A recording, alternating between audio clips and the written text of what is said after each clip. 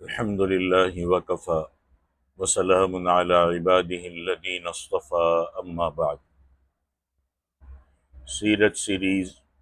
Part number 25، 25واں حصہ۔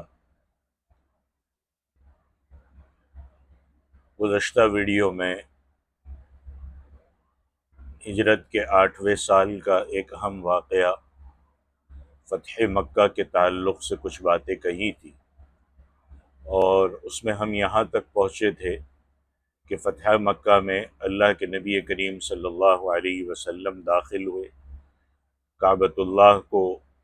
بتوں سے پاک کیا۔ اب اس کے بعد اللہ کے نبی صلی اللہ علیہ وسلم نے ہزاروں کے مجمع میں ایک گہری نگاہ ڈالی تو دیکھا کہ سر جھکائے، نگاہیں نیچی کیے ہوئے، لرزتے ہوئے قریش کے بڑے بڑے سردار کھڑے ہوئے۔ ان ظالموں میں وہ لوگ بھی تھے جنہوں نے آپ صلی اللہ علیہ وسلم کے راستوں میں کانٹے بچھائے تھے، وہ لوگ بھی تھے جو بارہا آپ پر پتھروں کی بارش کر چکے تھے، وہ خونخوار بھی تھے جنہوں نے بار بار آپ صلی اللہ علیہ وسلم پر قاتلانہ حملے کیے تھے،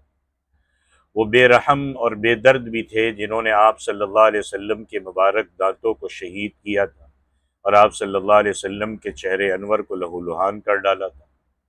وہ اوباش بھی تھے جو برس ہا برس تک اپنی بہتان تراشیوں اور شرمناک گالیوں سے آپ صلی اللہ علیہ وسلم کے مبارک دل کو زخمی کر چکے تھے، وہ صفاق اور درندہ صفت بھی تھے جو آپ صلی اللہ علیہ وسلم کے گلے میں چادر کا فندہ ڈال کر آپ کا گلا گھونٹ چکے تھے، وہ ظلم و ستم کے مجسمے اور پاپ کے پتلے بھی تھے جنہوں نے آپ صلی اللہ علیہ وسلم کی صاحبزادی حضرت زینب کو نیزہ مار کر اونٹ سے گرایا تھا اور ان کا حمل گر گیا تھا، وہ آپ کے خون کے پیاسے بھی تھے جن کی تشنہ لبی اور پیاس خون نبوت کے سوا کسی چیز سے نہیں بجھ سکتی تھی، وہ جفاکار، وہ خونخوار بھی تھے جن کے جارحانہ حملوں اور ظالمانہ یلغار سے بار بار مدینہ منورہ کے در و دیوار دہل چکے تھے۔ حضور صلی اللہ علیہ وسلم کے پیارے چچا حضرت حمزہ کے قاتل، ان کی ناک کان کاٹنے والے، ان کی آنکھیں پھوڑنے والے، ان کا جگر چبانے والے بھی اس مجمع میں موجود تھے، وہ ستمگار جنہوں نے شمع نبوت کے جانثار پروانوں حضرت بلال، حضرت صہیب، حضرت عمار، حضرت خباب، حضرت خبیب، حضرت زید بن دسنہ رضی اللہ عنہم اور وغیرہ کو رسیوں سے باندھ باندھ کر، کوڑے مار مار کر جلتی ہوئی ریتوں پر لٹایا تھا، کسی کو آگ کے دہکتے ہوئے کوئلوں پر سلایا تھا، کسی کو چٹائیوں میں لپیٹ لپیٹ کر ناکوں میں دھوئیں دیے تھے، سینکڑوں بار گلا گھونٹا تھا۔ یہ تمام ظالم اور ستمگاری کے پیکر جن کے جسم کے رونگٹے رونگڑے اور بدن کے بال بال ظلم، سرکشی اور نافرمانی کے وبال سے خوفناک جرموں اور شرمناک ظلموں کے پہاڑ بن چکے تھے، آج یہ سب کے سب 10-12 ہزار مہاجرین اور انصار کے لشکر کی حراست میں مجرم بنے ہوئے کھڑے ہوئے کانپ رہے تھے اور اپنے دلوں میں یہ سوچ رہے تھے کہ شاید آج ہماری لاشوں کو کتوں سے نچوا کر ہماری بوٹیاں چیلوں اور کووں کو کھلا دی جائے گی، اور انصار اور مہاجرین کی غضبناک فوجیں ہمارے بچے بچے کو خاک اور خون میں ملا کر ہماری نسلوں کو نیست و نابود کر ڈالے گی، ہماری بستیوں کو تاخت و تاراج کر کے تہس تہس کر ڈالے گی۔ ان مجرموں کے سینوں میں خوف و ہراس کا طوفان اٹھ رہا تھا، دہشت اور ڈر سے ان کے بدنوں کی بوٹی بوٹی پھڑک رہی تھی، دل دھڑک رہے تھے، کلیجے منہ میں آ گئے تھے، اور نا امیدی کے عالم میں انہیں زمین سے آسمان تک دھوئیں ہی دھوئیں کے خوفناک بادل نظر آ رہے تھے۔ اسی مایوسی اور نا امیدی کی خطرناک فضا میں ایک دم شہنشاہ رسالت صلی اللہ علیہ وسلم کی نگاہ رحمت ان پاپیوں کی طرف متوجہ ہوئی، اور ان مجرموں سے آپ نے پوچھا کہ بولو، تم کو کچھ معلوم ہے کہ آج میں تم سے کیا معاملہ کرنے والا ہوں؟ اس دہشت انگیز اور خوفناک سوال سے مجرمین حواس باختہ ہو کر کانپ اٹھے، لیکن جبین رحمت کے پیغمبرانہ تیور کو دیکھ کر امید و بیم کے محشر میں لرزتے ہوئے سب ایک زبان ہو کر بولے، اخن کریم، وابن اخ کریم، آپ کرم والے بھائی ہیں اور کرم والے باپ کے بیٹے ہیں۔ سب کی للچائی ہوئی نظریں جمال نبوت کا منہ تک رہی تھی، اور سب کے کان شہنشاہ نبوت کا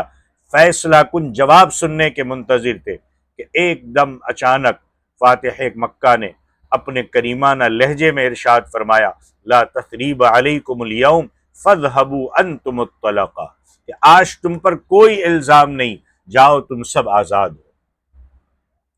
بالکل غیر متوقع طور پر ایک دم اچانک اللہ کے نبی کا یہ فرمان سن کر سب مجرموں کی آنکھیں شرمندگی سے اشکبار ہو گئی، ان کی دلوں کی گہرائیوں سے شکریہ کے جذبات کے آثار آنسوؤں کی دھار بن کر ان کے رخسار پر مچلنے لگے، اور کفار کی زبانوں پر لا الہ الا اللہ محمد الرسول اللہ کے نعروں سے حرم کعبہ کے در و دیوار پر ہر طرف انوار کی بارش ہونے لگی۔ اچانک، بالکل ہی اچانک، اور ایک دم سے ایک عجیب انقلاب برپا ہو گیا کہ سما ہی بدل گیا، فضا ہی پلٹ گئی۔ ایک دم ایسا محسوس ہونے لگا کہ کوئی پردے سے کیا نکلا کہ گھر گھر میں اجالا تھا، جہاں تاریک تھا، بے نور تھا اور سخت کالا تھا۔ کفار نے مہاجرین کی جائیدادوں، مکانوں، دکانوں پر غاضبانہ قبضہ جما لیا تھا۔ اب وقت تھا کہ مہاجرین کو ان کے حقوق دلائے جاتے، اور ان سب جائیدادوں، مکانوں، دکانوں اور سامان کو مکہ کے غاصبوں کے قبضے سے نکال کر کے مہاجرین کے سپرد کیے جاتے، لیکن شہنشاہ رسالت نے مہاجرین کو حکم دیا کہ وہ اپنی تمام جائیدادیں خوشی خوشی مکہ والے کو گفٹ کر دیں۔ اے اقوام عالم کی تاریخی داستانوں، بتاؤ دنیا کے کسی فاتح کی زندگی کی کتاب میں کوئی ایسا حسین ورق ہے؟ اے دھرتی تو خدا کے لیے بتا، اے آسمان اللہ کے لیے بول، کیا تمہارے درمیان کوئی ایسا فاتح گزرا ہے جس نے اپنے دشمنوں کے ساتھ ایسا سلوک کیا ہو، اتنا بہترین سلوک کیا ہو؟ اے چاند اور سورج کی چمکتی اور دوربین نگاہو، کیا تم نے لاکھوں برس کی گردش رات اور دن میں کوئی ایسا تاجدار دیکھا ہے؟ تم اس کے سوا اور کیا کہو گے کہ یہ نبی جمال اور جلال کا وہ بے مثال شاہکار ہے کہ پوری دنیا کے بادشاہ کے لیے اس کا تصور بھی محال ہے۔ اس لیے ہم تمام دنیا کو چیلنج کے ساتھ دعوت نظارہ دیتے ہیں کہ رفعت شان رفعنا لک ذکرک دیکھے، چشم اقوام یہ نظارہ ابد تک دیکھے۔ فتح مکہ کے دوسرے دن بھی آپ نے ایک خطبہ دیا جس میں حرم کعبہ کے احکام، آداب کی تعلیم دی کہ حرم میں کسی کا خون بہانا، جانوروں کو مارنا، شکار کرنا، درخت کاٹنا، اس خر پودے کے سوا کوئی گھاس کاٹنا حرام ہے، اور اللہ نے گھڑی بھر کے لیے اپنے رسول صلی اللہ علیہ وسلم کو حرم میں جنگ کرنے کی اجازت دی، پھر قیامت تک کے لیے کسی کو حرم میں جنگ کی اجازت نہیں۔ اللہ نے اس کو حرم بنا دیا، نہ مجھ سے پہلے کسی کے لیے اس شہر میں خوریزی حلال کی گئی، نہ میرے بعد قیامت تک کسی کے لیے حلال کی جائے۔ انصار نے قریش کے ساتھ جب رسول اللہ صلی اللہ علیہ وسلم کے اس کریمانہ حسن سلوک کو دیکھا اور حضور کچھ دنوں تک مکہ میں ٹھہر گئے، تو انصار کو یہ خطرہ ہو گیا کہ شاید رسول اللہ صلی اللہ علیہ وسلم پر اپنی قوم اور وطن کی محبت غالب آ گئی ہے، کہیں ایسا نہ ہو کہ آپ مکہ میں رک جائیں اور ہم لوگ آپ سے دور ہو جائے۔ جب حضور کو انصار کے اس خیال کی اطلاع ہوئی تو آپ نے فرمایا کہ معاذ اللہ اے انصار، المحیا محیاکم والممات مماتکم، اب تو ہماری زندگی اور وفات تمہارے ہی ساتھ ہے۔ یہ سن کر فرط مسرت سے انصار کی آنکھوں سے آنسو جاری ہو گئے، اور سب نے کہا یا رسول اللہ، ہم لوگوں نے جو کچھ دل میں خیال کیا یا زبان سے کہا، اس کی وجہ آپ کی مقدس ذات کے ساتھ ہمارا جذبہ عشق ہے، کیونکہ آپ کی جدائی کا تصور ہمارے لیے ناقابل برداشت ہو رہا تھا۔ جب نماز کا وقت آیا تو حضور نے حضرت بلال کو حکم دیا کعبہ کی چھت پر چڑھ کر اذان دو۔ جس وقت اللہ اکبر کی ایمان افروز صدا بلند ہوئی تو حرم کے آس پاس اور کعبہ کے در و دیوار پر ایمانی زندگی کے آثار نمودار ہو گئے، مگر مکہ کے وہ نو مسلم جو ابھی کچھ ٹھنڈے پڑ گئے تھے، اذان کی آواز سن کر ان کے دلوں میں غیرت کی آگ پھر بھڑک اٹھی۔ چنانچہ روایت ہے کہ حضرت عتاب بن اسید نے کہا کہ خدا نے میرے باپ کی لاج رکھ لی ہے کہ اس آواز کو سننے سے پہلے ہی اس کو دنیا سے اٹھا لیا، اور ایک دوسرے سردار قریش سے منہ سے نکلا کہ اب جینا بیکار ہے۔ اس کے بعد حضور صلی اللہ علیہ وسلم کے فیض صحبت سے حضرت عتاب بن اسید کے دل میں ایمان کے نور کا سورج چمک اٹھا، وہ سچے ایمان والے بن گئے۔ چنانچہ مکہ سے روانہ ہوتے وقت حضور صلی اللہ علیہ وسلم نے انہی کو مکے کا حاکم بنا دیا۔ اس کے بعد حضور صلی اللہ علیہ وسلم کوہ صفا پہاڑی کے نیچے ایک بلند مقام پر بیٹھے، اور لوگ جوق در جوق آ کر آپ کے ہاتھ پر اسلام کی بیعت کرنے لگے۔ مردوں کی بیعت ختم ہو چکی، عورتوں کی باری آئی تو حضور ہر بیعت کرنے والی عورت سے جب وہ تمام شرائط کا اقرار کر لیتی تو آپ اس سے فرما دیتے قد بایعتک، میں نے تجھ سے بیعت کر لی، میں نے تجھ سے بیعت لے لی۔ عائشہ کا بیان ہے کہ خدا کی قسم آپ کے ہاتھ نے بیعت کے وقت کسی عورت کے ہاتھ کو نہیں چھوا، صرف کلام ہی سے بیعت فرماتے تھے۔ انہی عورتوں میں نقاب اوڑھ کر ہند بنت عتبہ بن ربیعہ بھی بیعت کے لیے آئی، جو حضرت ابو سفیان کی بیوی اور حضرت امیر معاویہ کی والدہ ہے۔ یہ وہی ہند ہے جنہوں نے جنگ احد میں حضرت حمزہ کا شکم چاک کر کے ان کے جگر کو نکال کر چبا ڈالا تھا، ان کے کان ناک کو کاٹ کر اور آنکھ کو نکال کر ایک دھاگے میں پرو کر گلے کا ہار بنایا تھا۔ جب یہ بیعت کے لیے آئی تو حضور نے بہت دلیری کے ساتھ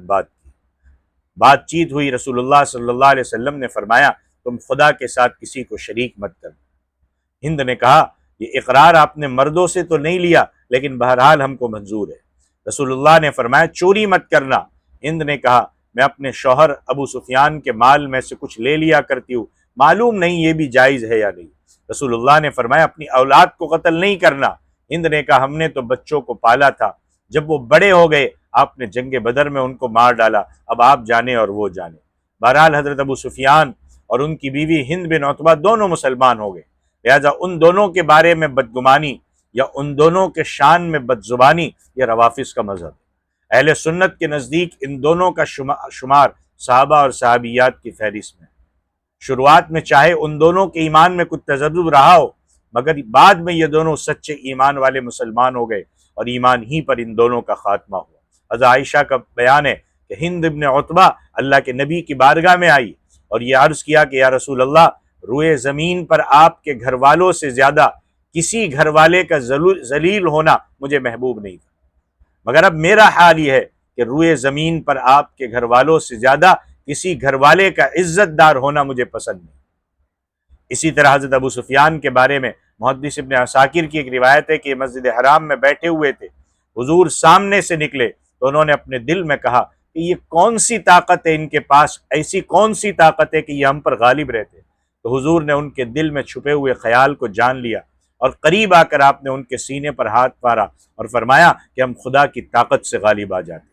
یہ سن کر انہوں نے بلند آواز سے کہا کہ میں شہادت دیتا ہوں کہ آپ اللہ کے رسول ہیں۔ اور محدث حاکم اور ان کے شاگرد امام بہقی نے حضرت عبداللہ ابن عباس سے یہ روایت کی ہے کہ حضرت ابو سفیان نے حضور کو دیکھ کر اپنے دل میں کہا کہ کاش میں ایک فوج جمع کر کے دوبارہ ان سے جنگ کرتا۔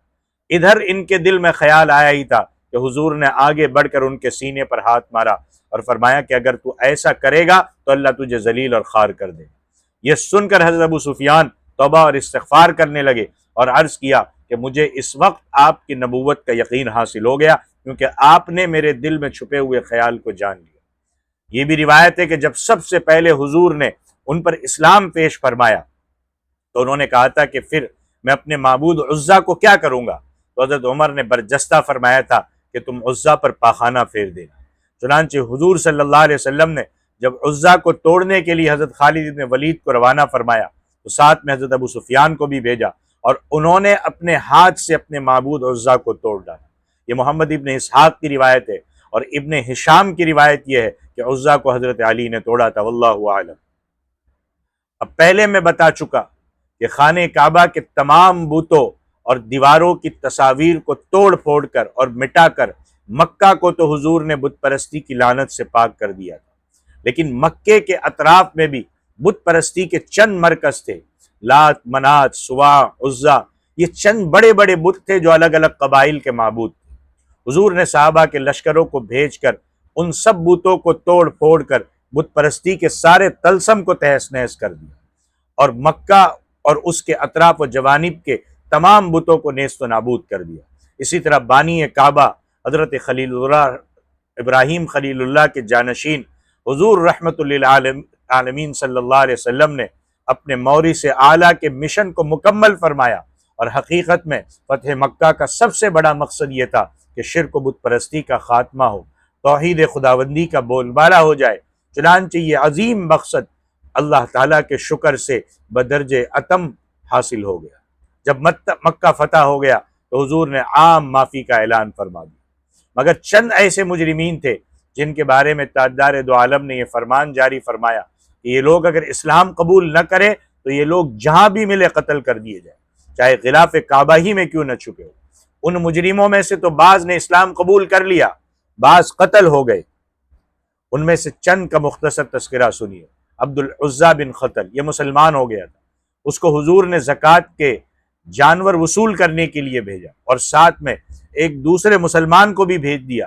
کسی بات پر دونوں میں تکرار ہو گئی تو اس نے اس مسلمان کو قتل کر دیا، اور قصاص کے ڈر سے تمام جانوروں کو لے کر مکہ سے بھاگ نکلا، مرتد ہو گئے۔ فتح مکہ کے دن یہ بھی ایک نیزہ لے کر مسلمانوں سے لڑنے کے لیے گھر سے نکلا تھا، لیکن مسلم افواج کا جلال دیکھ کر کانپ اٹھا، نیزہ پھینک کر بھاگا، کعبہ کے پردوں میں چھپ گیا۔ حضرت سعید بن حریث مخزومی اور حضرت ابو برزہ اسلمی نے مل کر اس کو قتل کر دیا۔ حویرث بن نقید یہ شاعر تھا اور حضور کی گستاخی کیا کرتا تھا، خونی مجرم تھا، حضرت علی نے اس کو قتل کیا۔ مقیس بن صبابہ، اس کو نمیلہ بن عبداللہ نے قتل کیا، یہ بھی خونی تھا۔ حارث بن طلاتہ، یہ بھی بڑا ہی موذی تھا، حضرت علی نے اس کو قتل کیا۔ قریبہ ابن خطل کی ایک باندی تھی، قریبہ یہ ابن خطل کی ایک باندی تھی، اللہ کے رسول کی گستاخی کیا کرتی تھی، یہ بھی قتل کی گئی۔ 4 اشخاص مکہ سے بھاگ نکلے۔ اکرمہ ابن ابو جہل، یہ ابو جہل کے بیٹے، اس لیے ان کی اسلام دشمنی کا کیا کہنا، یہ بھاگ کر یمن چلے گئے، لیکن ان کی بیوی ام حکیم جو ابو جہل کی بھتیجی تھی، انہوں نے اسلام قبول کر لیا اور اپنے شوہر اکرمہ کے لیے اللہ کے نبی کی بارگاہ میں معافی کی درخواست کی۔ حضور نے معاف فرما دیا۔ ام حکیم خود یمن گئی اور معافی کا حال بیان کیا۔ اکرمہ حیران رہ گئے اور انتہائی تعجب کے ساتھ کہا کہ کیا مجھ کو محمد نے معاف کر دیا؟ بہرحال اپنی بیوی کے ساتھ اللہ کے نبی کی بارگاہ میں مسلمان ہو کر حاضر ہوئے۔ حضور نے جب ان کو دیکھا تو بے حد خوش ہوئے اور اس تیزی سے ان کی طرف بڑھے کہ جس میں اطہر سے چادر گر پڑی۔ پھر حضرت اکرمہ نے خوشی خوشی حضور کے ہاتھ پر اسلام کی بیعت کی۔ صفوان ابن امیہ، یہ امیہ بن خلف کے فرزند، اپنے باپ امیہ ہی کی طرح یہ بھی اسلام کے بہت بڑے دشمن تھے۔ فتح مکہ کے دن بھاگ کر جدہ چلے گئے۔ حضرت عمیر ابن وہب نے اللہ کے نبی کی بارگاہ میں ان کی سفارش پیش کی اور عرض کیا کہ یا رسول اللہ، قریش کا ایک رئیس صفوان مکہ سے جلاوطن ہوا چاہتا ہے۔ حضور نے ان کو بھی معافی عطا فرما دی اور امان کے نشانے کے طور پر حضرت عمیر کو اپنا امامہ عنایت فرمایا۔ چنانچہ وہ مقدس امامہ لے کر جدہ گئے اور صفوان کو مکہ لے کر کے آئے۔ صفوان جنگ حنین تک مسلمان نہیں ہوئے تھے، لیکن اس کے بعد اسلام قبول کر لیا۔ کعب بن زہیر، یہ سن ہجری 9 میں اپنے بھائی کے ساتھ مدینہ آ کر انہوں نے اسلام قبول کیا اور حضور کی مداح میں اپنا مشہور قصیدہ پڑھا۔ حضور نے خوش ہو کر ان کو اپنی چادر عنایت فرمائی، اور حضور کی یہ چادر حضرت کعب بن زہیر کے پاس تھی۔ حضرت امیر معاویہ نے اپنے دور سلطنت میں ان کو 10,000 درہم پیش کیا کہ یہ مقدس چادر ہمیں دے دو، مگر صاف انکار کر دیا اور فرمایا کہ رسول اللہ کی یہ چادر ہرگز ہرگز کسی کو نہیں دے سکتا۔ لیکن آخر حضرت امیر معاویہ نے حضرت کعب بن زہیر کی وفات کے بعد ان کے وارثوں کو 20,000 درہم دے کر وہ چادر لے لی، اور ایک لمبے عرصے تک وہ چادر اسلام کے بادشاہوں کے پاس ایک مقدس تبرک بن کر باقی رہی۔ وحشی، یہی وہ وحشی ہے جنہوں نے جنگ احد میں حضور کے چچا حضرت حمزہ کو شہید کیا تھا۔ یہ بھی فتح مکہ کے دن بھاگ کر طائف چلے گئے، مگر پھر طائف کے ایک وفد کے ہمراہ اللہ کے نبی کے بارگاہ میں داخل ہو کر مسلمان ہوئے۔ حضور نے ان کی زبان سے اپنے چچا کے قتل کی خونی داستان سنی، رنج و غم میں ڈوب گئے، مگر ان کو بھی آپ نے معاف فرما دیا، لیکن یہ فرمایا کہ وحشی تم میرے سامنے نہ آیا کرو۔ حضرت وحشی کو اس کا بے حد ملال رہتا تھا۔ پھر جب حضرت ابوبکر صدیق کی خلافت کے زمانے میں مسیلمہ کذاب نے نبوت کا دعویٰ کیا اور لشکر اسلام نے اس ملعون سے جہاد کیا، تو حضرت وحشی نے بھی اپنا نیزہ نکال کر جہاد میں شامل ہوئے، مسیلمہ کذاب کو قتل کیا۔ حضرت وحشی اپنی زندگی میں کہا کرتے تھے قتلت خیر الناس فی الجاہلیہ وقتلت شر الناس فی الاسلام، میں نے دور جاہلیت میں بہترین انسان حضرت حمزہ کو قتل کیا، اور اپنے دور اسلام میں بدترین آدمی مسیلمہ کذاب کو قتل کیا۔ انہوں نے دربار اقدس میں اپنے جرائم کا اقرار کیا کہ کیا خدا مجھ جیسے مجرم کو بھی بخش دے گا؟ تو یہ آیت نازل ہوئی، قل یا عبادی الذین اسرفوا علی انفسہم لا تقنطوا من رحمت اللہ ان اللہ یغفر الذنوب جميعا انہ هو الغفور الرحیم۔ کہ حبیب آپ فرما دیجئے کہ میرے بندو، جنہوں نے اپنی جانوں پر حد سے زیادہ گناہ کر لیا ہے، اللہ کی رحمت سے نا امید مت ہو جاؤ، اللہ تمام گناہوں کو بخش دے گا، وہ یقیناً بڑا بخشنے والا اور بہت مہربان ہے۔ حضور نے مکہ کا انتظام چلانے کے لیے حضرت عتاب بن اسید کو مکے کا حاکم مقرر فرمایا، حضرت معاذ بن جبل کو اس خدمت پر مامور فرمایا کہ وہ مسلمانوں کو مسائل اور احکام اسلام کی تعلیم دیتے ہیں۔ اب اس میں اختلاف ہے کہ فتح مکہ کے بعد کتنے دنوں تک حضور نے مکہ میں قیام فرمایا۔ ابو داؤد کی روایت ہے کہ 17 دن تک آپ مکہ میں رہے، ترمذی کی روایت سے پتہ چلتا ہے کہ 18 دن رہے، لیکن امام بخاری نے حضرت عبداللہ ابن عباس سے روایت کی ہے کہ 19 دن آپ مکہ میں رہے۔ ان تینوں روایتوں میں اس طرح تطبیق دی جا سکتی ہے کہ ابو داؤد کی روایت میں مکہ میں داخل ہونے اور مکہ سے واپس روانگی کے 2 دنوں کو شمار نہیں کیا، اس لیے 17 دن ہوتے ہیں، اور ترمذی کی روایت میں مکہ میں آنے کے دن کو تو شمار کیا ہے کیونکہ آپ صبح کو مکہ میں داخل ہوئے تھے، اور مکہ سے واپس جانے کے دن کو شمار نہیں کیا کیونکہ آپ صبح سویرے ہی مکہ سے حنین کے لیے روانہ ہو گئے، اور امام بخاری کی روایت میں آنے اور جانے کے دونوں دنوں کو شمار کر لیا ہے، اس لیے 19 دن آپ مکہ میں رہے، واللہ اعلم۔ اسی طرح اس میں بھی بڑا اختلاف ہے کہ مکہ کون سی تاریخ میں فتح ہوا اور آپ کس تاریخ کو مکہ میں داخل ہوئے۔ امام بیہقی نے 13 رمضان بتایا ہے، امام مسلم نے 16 رمضان، امام احمد نے 18 رمضان، اور بعض روایات میں 17 رمضان اور 18 رمضان بھی مروی ہے، مگر محمد بن اسحاق نے اپنے مشائخ کی ایک جماعت سے روایت کیا ہے کہ 20 رمضان سن ہجری 8 کو مکہ فتح ہوا، واللہ اعلم۔ تو یہ فتح مکہ کی کچھ مختصر سی داستان تھی، اور اس کے بعد پھر سن ہجری 8 میں کچھ اور بھی واقعات ہوئے، وہ انشاءاللہ پھر اگلی ویڈیو میں۔ جزاکم اللہ خیرا، السلام علیکم ورحمۃ اللہ وبرکاتہ۔